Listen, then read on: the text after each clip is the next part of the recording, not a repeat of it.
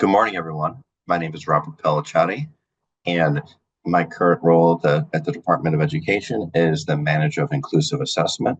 And what does that mean is that myself and several other colleagues here work together to make sure the required state assessments for all students are accessible as possible, specifically for students with disabilities, English learners.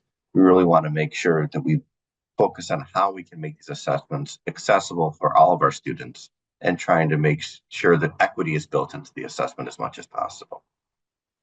If you're here today, it's because you registered to know more or to find out how to specifically administer the MCAS-Alt for Civics.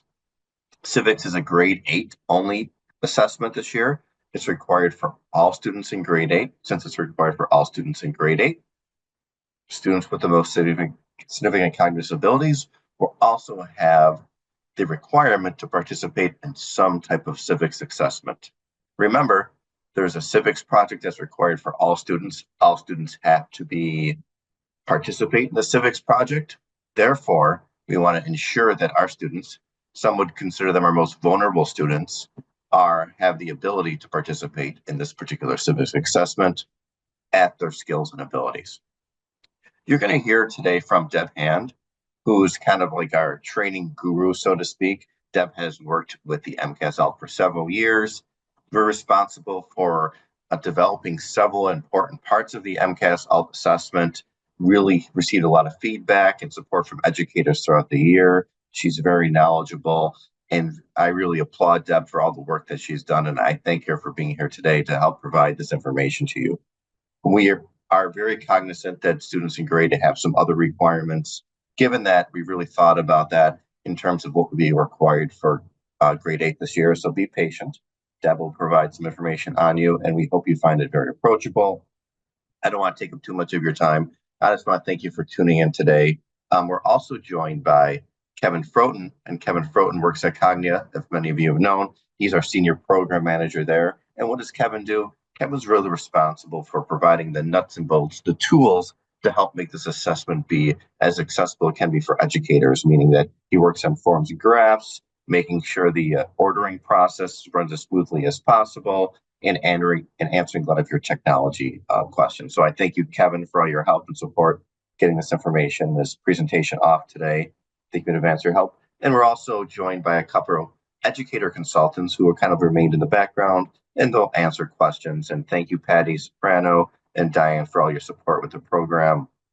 Your knowledge is very helpful, and I hope our educators that are attending today get their questions answered, and I thank you in advance for supporting them. But without further ado, I'll let Deb begin the presentation. And thank you, Deb, for providing this information in advance.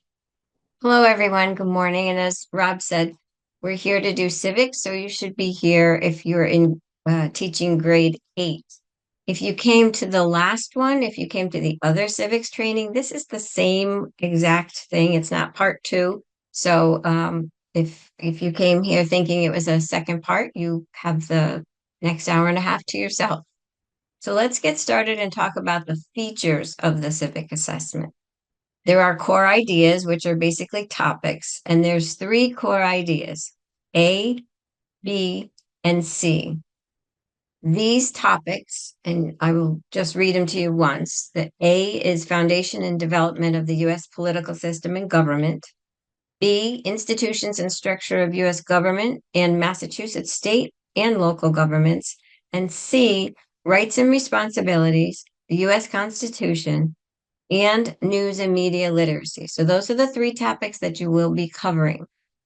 There are also practices, and if you're returning teachers and you have done science, the practices may sound familiar, but in this case, in the civics case, it does help to give us a range of instructional approaches, but you don't have to worry about the practices for civics. They are embedded, and I will show you that in a few minutes.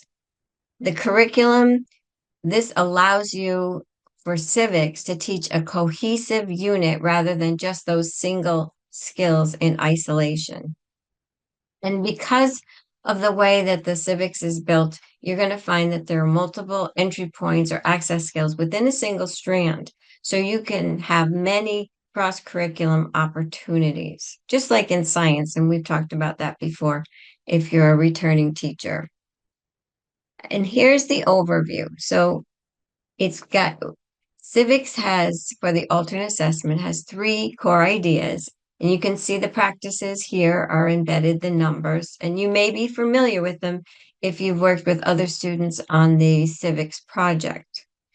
You're going to complete one MCAS-Alt skill survey. And just like any other strand, you need a completed skill survey, and you're going to do one for each of those core ideas.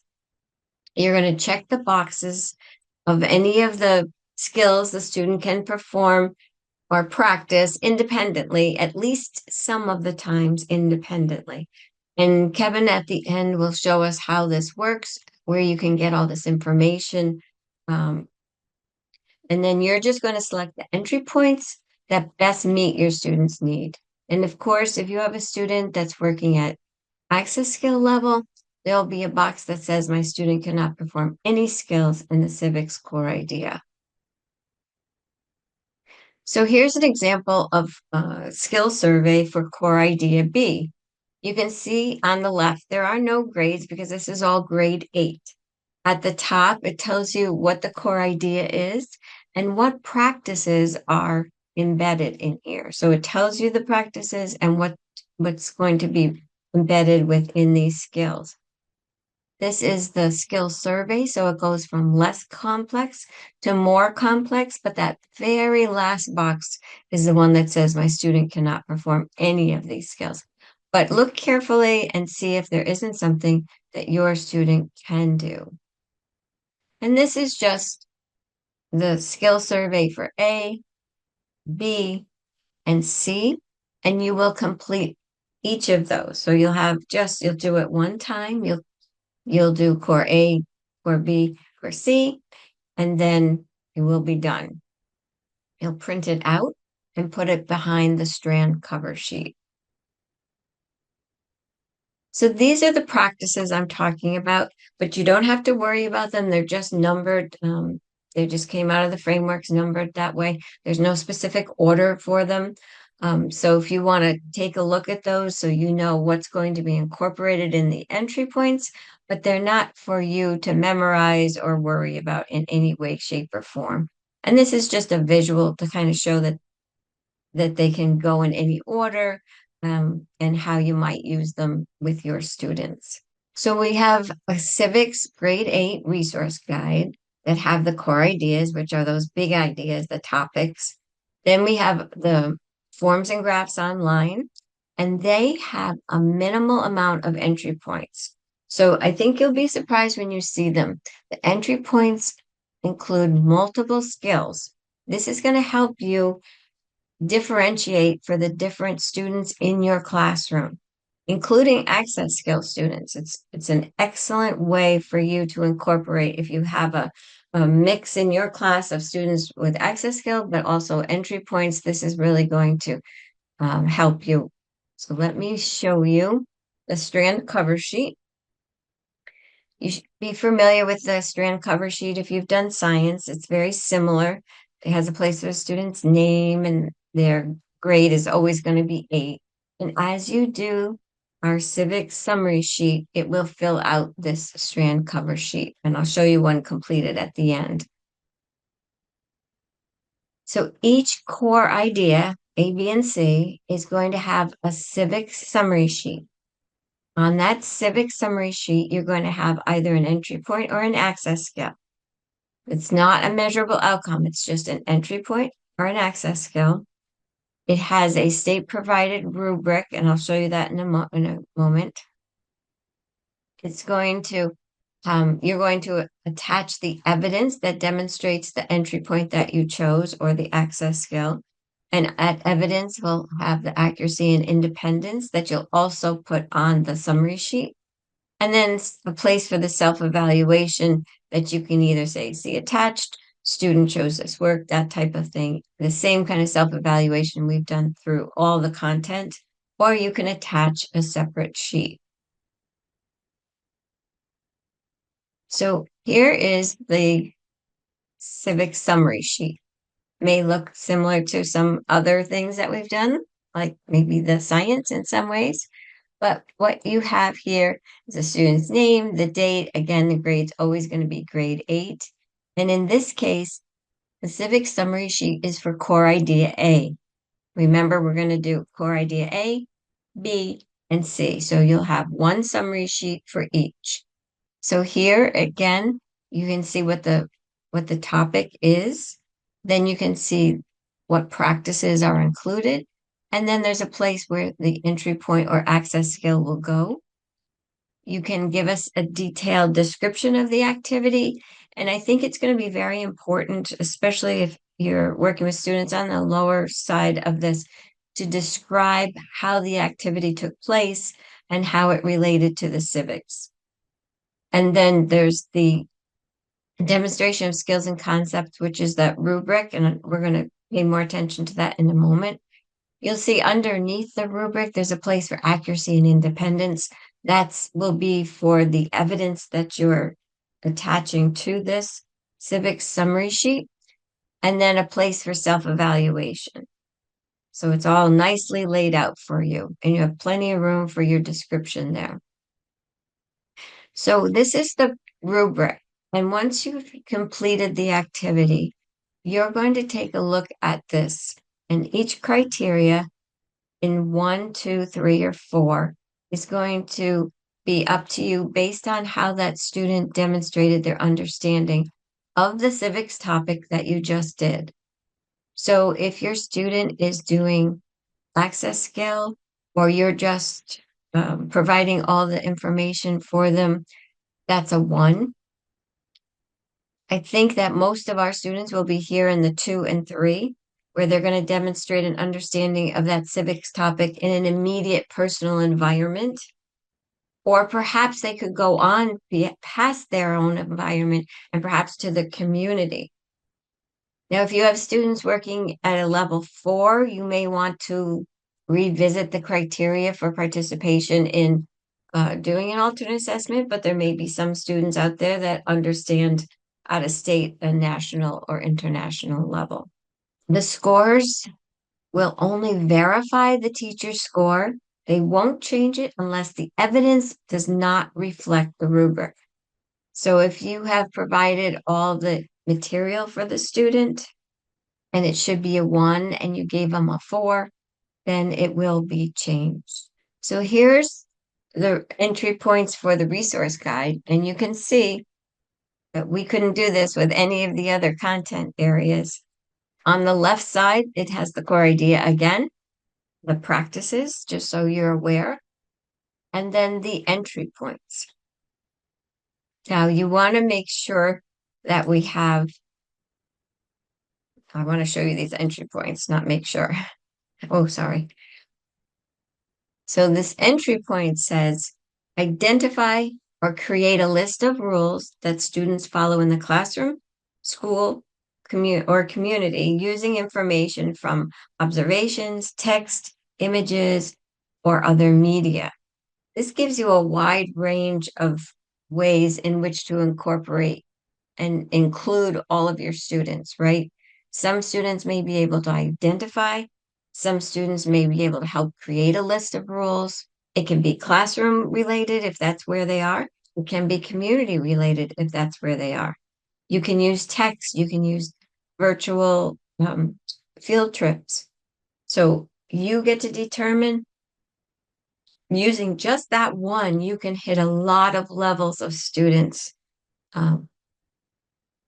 for your classroom.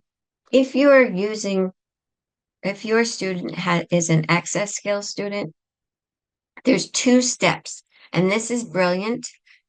You're going to create your access skill by first choosing the root access skill to be used. So for example, you can see here there's activating device, exploring materials. So what is your student who's doing access skill, those early developmental skills, what are they working on? So you're going to choose that first. In this case, grasp, release, and give materials. Then step 2 is you're then going to choose the content base of that core idea. So let's say that we use the same one that we just used, identify, create a list, but now we're going to put these two together. Your access skill says grasp, release, or give materials in an activity related to identifying or creating a list of rules. So that same one that you're using with your entry point students is now available to you as an access skill. So I think that this is going to work out really well, especially if you have mixed students in your classroom, mixed levels of students in your classroom. It'll be very, very helpful. Just like our science, if you're used to doing science, as you complete your summary sheet, it will also fill in your strand cover sheet. So you can check to see, did I do A, B, and C? That's all you're going to need. Do I have three pieces of evidence? And in the middle, you'll see what your entry points or access skill is. And then did I do self-evaluations for those? So if you have all those, you'll know that you completed your strand for civics. So just to summarize, one skill survey for each core idea. So remember ABC. One civic strand cover sheet, and then three civic summary sheet. And each one is going to say either A, B, or C, and you need all three. Each of those summary sheets is going to have an entry point or an access skill. It's going to document the entry point or access skill. You're going to put the accuracy and independence from that evidence. And then you're going to score the state provided rubric for that evidence. And now I'm going to turn it over to Kevin, and he's going to walk you through what this looks like in forms and graphs. Thank you, Deb. So good morning, everybody. Welcome back if you've joined us for the other sessions. So my usual disclaimer give me one moment. I'm just going to change the screens. We'll get rid of the slides and we'll bring up the forms and graphs, and I'll show you how to address what Deb just walked through. So one moment. Okay, so here we are at the if you've been with us, the familiar login page for forms and graphs. So I'm just going to log right in. And it'll take me to my student list. If you've joined us for writing or the core competence, the parts A and B, our friend Alex that we've been working on, we can no longer keep going with Alex because he's grade 5. And remember, civics is at only grade 8. So I've just dropped in a sample student to show you at grade 8. So let's jump into this sample civics. And as Deb mentioned, still the requirement to be done first is that skill survey. So let's go into our skill survey list. We'll add a new one. There's only one, grade 8 civics, no choice needs to be made. So just find the civics and it'll load. Begin with a date that you completed it. And then if you are a returning teacher, or you came to the earlier science, you'll see it kind of looks similar to the science. And if you're joining us this afternoon, you'll see the similarity then. But you'll see we've got a section for core idea A. Scroll down and you'll see B and then C. So the idea is that you're just making at least one selection in each of these sections of what the student can do independently, at least some of the time. And as Deb pointed out, if all of these are just too high, hiding down here at the bottom is that my student cannot perform any of those skills. So that's always an option if you can't find anything else to select. But now I've made a selection for A, B, or C, B, and A, going back up. So now I can save. And let's go to our strand list. So you can either go to table of contents or then strands, but you can also hop right into the strand list. So I've completed my skill survey. Now I want to add my civic strand. And I'll see civics. When I click go, there's only one strand you need to do for civics. So again, no choice needed. It'll just populate it for you to do civics. And now we have the strand cover sheet. I think this helps sort of connect the dots too to what Deb was talking about. It shows There's really not a whole lot that you need to do, at least in the terms of generating the forms. It's pretty much the skill survey, the cover sheet, and then 3 summary sheets, one for A, one for B, and one for C. So it's filled out what it knows at this point, and we can see the descriptions of core idea A, B, and C.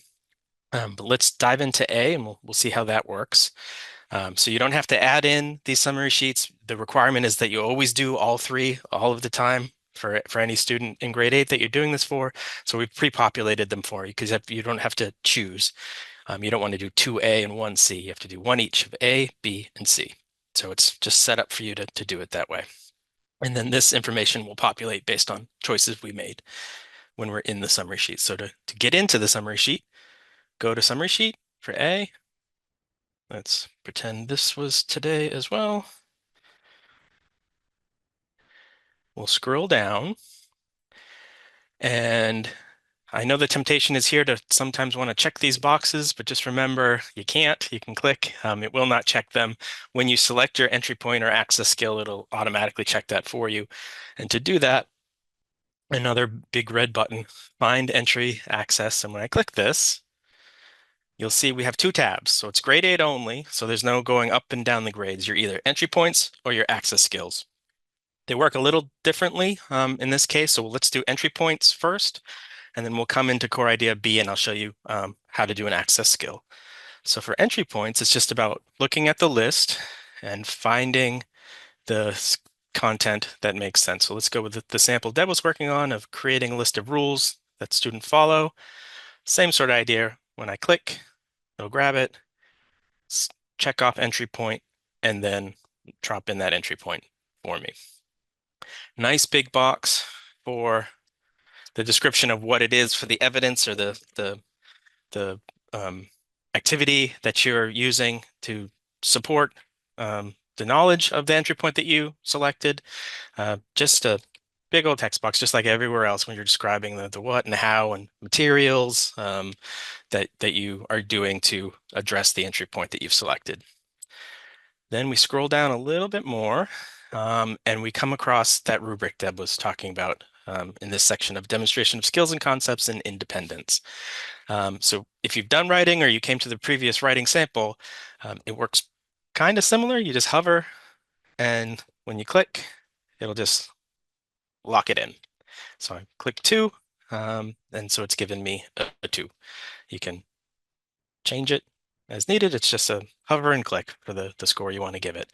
And then kind of like everywhere else in MCAS-Alt, it's just the accuracy and the independence for the evidence that you're submitting with this, and then a text box for kind of classic self-evaluation. You can describe choices the student made, feedback the student gave you.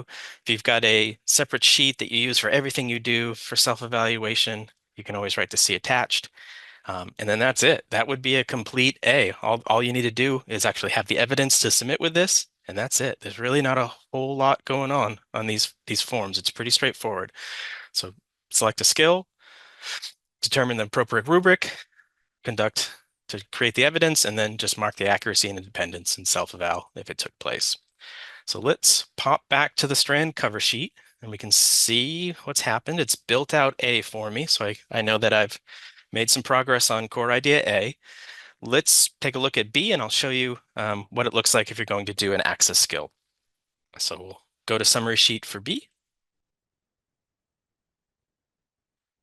Here we see what comprises B. You can also look at the full resource guide if you like. That's here as well.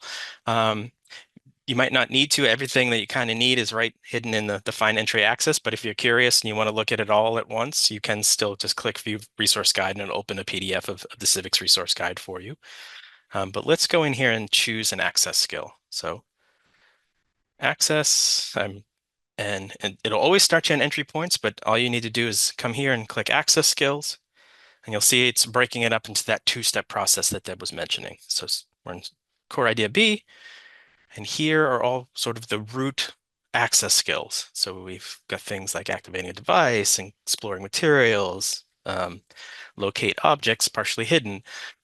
So let's go with grasp, release, or give materials. So when I click this, it'll lock that one in, and then it'll open up to give me a a representation of, it's the same content that we saw in the entry points. So here we've got that list of statements. We've got identifying roles and responsibilities. If you were a quick clicker and you didn't mean to do this root access skill right here underneath step 1, you can do view list, change skill, and it'll just reset it for you. So you can go back and make a new selection, but make a selection for 1, find the content that you want to assign with that access skill. So let's do proposing or revising a classroom or community rule. And it'll stitch it together and put it in there and check off access skill for you. You can always go back and adjust that. It'll just reset it every time you go in there. But that's how you do the access skill. It's sort of a 1-2 punch to create the access skill of the root access and then the content that you can merge. So you can mix and match content and approach as you see fit for the student. From there, it's exactly the same. We've got the description of activity. But the one change is if you're truly doing access skills, you should not be coming outside of a 1 in this rubric score. So it will pre-select 1 for you and then deactivate 2, 3, and 4. So it'll stop you from going higher than a 1 if you truly choose an access skill. If you did this by mistake and you were like, oh, I really meant to do kind of a lower entry point, you can always go back and choose an entry point and it'll unlock this rubric. But every time you lock in an access skill here, it will check off 1 for you. But the rest of it is the same. You give it accuracy and independence, and then self-eval. And then we can go back to our string cover sheet and we will find B is now in progress. Lather, rinse, repeat, do that same thing for C, and that's it. That's all you need to do. There's no 3 strands of civics. It's create this 1 string cover sheet, select a skill for A, B, and C, and attach the evidence, and that's it. That is the entire submission for civics with the skill survey. You can stitch it all together like everywhere else with print options, print multiple, and no extra steps this time because it has everything it needs. We've got the cover sheet. It'll grab that skill survey over a page or 2, and then we've got A, B. We didn't touch C, so it's just going to be blank, but whatever you did for C will be in there. You print that out, attach the evidence, and put it in the binder. That you are done with civics for grade 8 for this year. So A, B, C with the skill survey and evidence attached, and that is it. So now I will kick it back over to Deb, who will wrap things up, and we can take a look at any questions that you might have.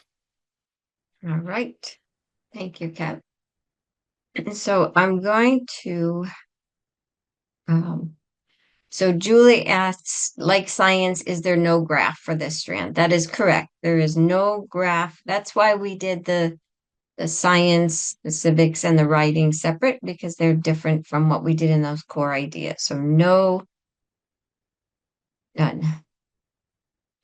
Let's go back 1. The only thing left for training is this afternoon. So if you are grade 8, if you're here, we have the science and tech eng if you couldn't come on Thursday.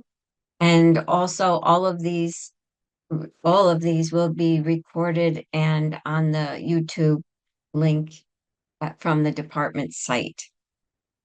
How do you, Dean wants to know how to measure independence. So you're going to measure independence just like you did any other piece of evidence. So let's just continue with the list of rules. Say your student's going to identify the list of rules and you give them 5 rules or pictures, whatever you need to explain the rules in your classroom. And they, can only identify 3, or they need prompting on 2. So that's how you do it. 2 out of 3, the question 2 out of 5. So same as you would any other piece of evidence that you're providing. Access skill. So Dean, access skill is going to lock in at 1 because the teacher's providing all the material. So just like if you've been to any of the other trainings, like for the writing rubric, if it's access skills, it's going to automatically lock it in at that demonstration of skills and concepts at a 1 because the teacher's providing all the materials. I also highly recommend you go to the in-person review sessions in January. The dates will come out. They'll be posted at the MCAS-Alt website as well as being sent out. And if you can bring your portfolio that's in progress, then you have people there that can help you to direct, maybe give you some other resources for the civics. Diane wants to know, can you use a word bank for rules so they don't identify what is a rule? Yes. So if they're going to identify, you can give them, I would put some things that aren't rules along with rules, and then they have to identify what a rule is. Correct. Okay. Yes. Excellent idea. Well, it looks like all the questions have dissipated in terms of we're not getting any more. But I do want to have another thank you to Deb, Kevin, Diane, and Patty for all the support you provided this morning. I really appreciate it. I hope the educators appreciate it. Again, Kevin, thank you for bringing the information here. If you have a question, I have a student who could email mcas@mass.gov or the phone number here, 781-338-3625. We wish you all a successful school year. Especially, we know that everyone right now is kind of just getting their schedules arranged, making sure that hopefully you're kind of in a good routine now and you have some time to start working on this assessment, collecting information, especially if you're doing science. It's always a good idea to start early. But be on the lookout. In the next month or so, we're going to provide a MCAS-Alt update, and we'll have dates for the review sessions in January. So be on the lookout. We're going to send that information to your schools regarding review dates. So when you're working on your particular portfolios, collecting information, that will be a time in January you could come in and get your questions answered, have some time to work on that. But I thank you again for your time this morning. I hope you find the information helpful, and best of luck to you and your students' school year.